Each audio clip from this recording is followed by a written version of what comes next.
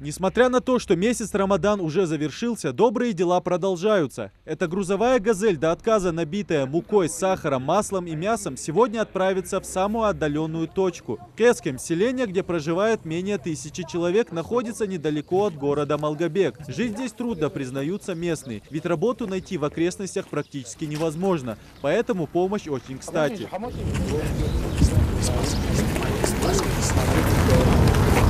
Белла Катиева живет здесь всю жизнь. Прокормить семью из 7 человек очень сложно. Сегодня Саах Белла получает одна из первых. Такое внимание очень важно. Всегда приятно знать, что о нас не забывают, признается Белла. На нас очень большое внимание обращают. И да, саду, карьере, я помощи.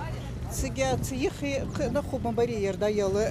Но туда где га, кунчу адикхетс. Да, саду лучше. Кому-то привозят саах домой, кто-то приезжает сам, как, например, Хусейн Тачиев. Он отмечает, что подобная помощь сейчас в период самоизоляции особенно ценна. Очень трудно вот это тупиковое место. Нигде нет у нас помощи. Если от вас помощь будет, это очень большая благодарность от всех. Дальше я хайта, что дамыло, дальше бехит больше, дальше иман сабр вот мост не больше. И таких продуктовых наборов подготовили для полусотни семей. Благотворителями выступили депутат Государственной Думы Алихан Харсиев в сотрудничестве с волонтерским центром региональной партии «Единая Россия» и благотворительных фондов «Ихсан» и «Солидарность». Список нуждающихся был составлен заранее. Это же не первая помощь. Мы раньше это тоже лицо так определяли, но здесь есть глава администрации сельского села.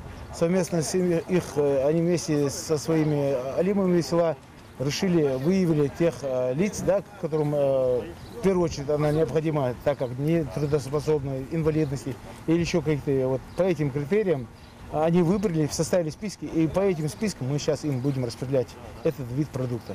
Помимо продуктовых наборов раздали и денежную помощь. Благотворители считают, что жителям таких отдаленных селений нужно помогать в первую очередь. У нас это не первая помощь. Например, я от фонда «Ихсан» в прошлом году еще школьную акцию мы тут проводили, тоже подготавливали детей к школе.